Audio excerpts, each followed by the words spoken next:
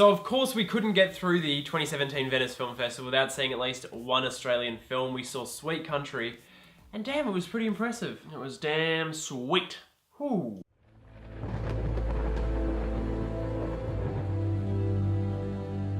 So, Sweet Country is directed by Warwick Thornton. Now, Warwick Thornton did Samson and Delilah back in 2009, which won the Golden Camera back at Cannes as well. And he got a lot of acclaim and a lot of recognition for that film.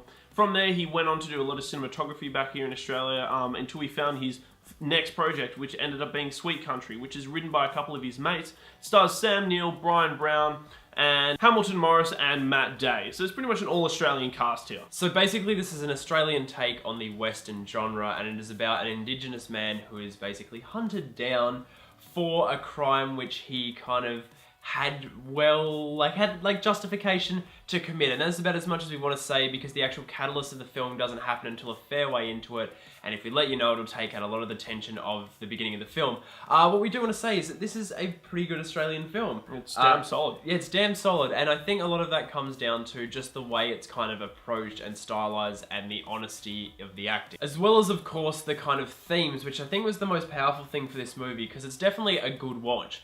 But it's something that kind of stuck with me for quite a while afterwards, was the kind of things that this film is dealing with, and the fact that in this story that there's no real good or bad characters. Everyone kind of has moments where they do something that kind of conflicts with this idea of someone being an all bad person or an all good person. Anyone is capable of redemption just as much as anyone is capable of doing the wrong thing in any given situation. I think that makes for a really kind of morally interesting type of film. It makes for a more interesting watch because these characters aren't cookie cut. Like, there's a lot more to them, there's a lot more layers, and you know, like, instead of just having a normal Western film where we've got an all-American kind of like hero, we've got these characters that have a lot more depth to them and a lot more understanding, and they're making mistakes along the way, which just makes them more realistic. And there's a really interesting idea of playing with contextualizing a character that Warwick Thornton uses, because he has these inserts that work as kind of flash forwards and flashbacks that create a really interesting kind of dreamscape across the entire film. But when these kind of inserted moments are used, it gives you a weird kind of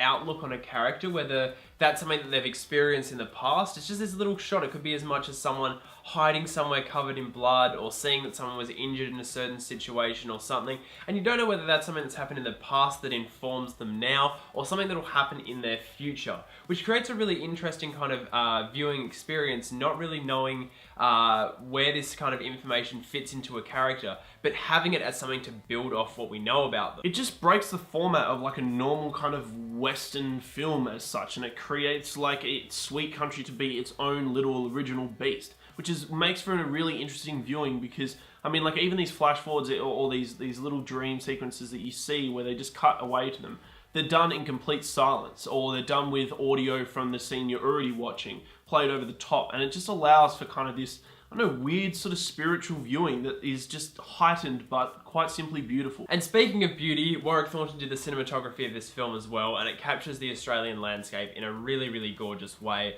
It allows for, there's just a great use of kind of wide shots, and with those wide shots you get a lot of fantastic compositions, but the story's kind of told a lot through body language, a lot through the kind of space and interaction between characters, and I think that creates for something that's kind of a little bit more unique than sticking to the kind of close-ups. And of course, when he does use close-ups, it does show a lot of detail on the characters' faces, on the actors' faces, and allows the performances to really shine through as these characters deal with stuff that is definitely challenging to them. And when he does decide to really move the camera, it really does work in his favor here as well. I mean, there's like one particular long take sequence early on in the film which is incredibly tense and quite confronting to watch in a film where, you know, he's kept to a lot of wides and a lot of things on tripods and quite still camera movement. When it does get going, it's kind of creepy, and you know, it adds a lot more tension to the film. And this film does feature like literally no soundtrack. It uses ambient landscapes. A lot of the sound is derived from the environment, and I think it adds kind of just this really natural vibe where we kind of get the idea that the elements have a big impact on the people in the world. And now towards the third act of the film, it does go into kind of, I guess, a kind of courtroom type drama type situation,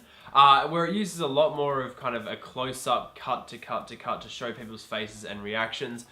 It all definitely works. I think we were kind of aching for a little more of the kind of aching wide shots where we kind of get to see everything laid out, where the blocking becomes much more integral to the film. It still definitely works, but I think it could have definitely like used a bit more of that kind of depth and stepping back and kind of seeing everything in the wide like that.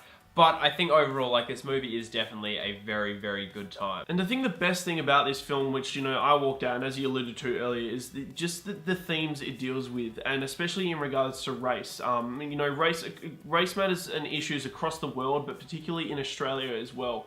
You know, how relevant this film is and how much it kind of defines our history here in Australia. I think it's a really important film for, you know, people to see across the world, but just the way it deals with race issues here in particular as well is quite heartwarming. It's quite touching. It's not confronting.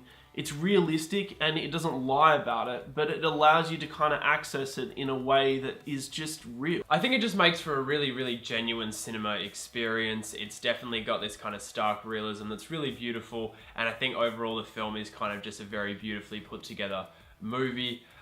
It's not like outright wowing amazing, but it's definitely a worthwhile experience if you have the opportunity to see it, and that is why we are giving this one a 7.8 out of 10. So that was our review of the Australian film Sweet Country. Have you seen it yet? Did you like it? Did you hate it? Did you like this video? Of course you Crave did. more banter? If so, you can subscribe to our YouTube channel right there somewhere. And don't forget to check us out on Facebook, Instagram, Snapchat, and Twitter, all at Breaking Banter.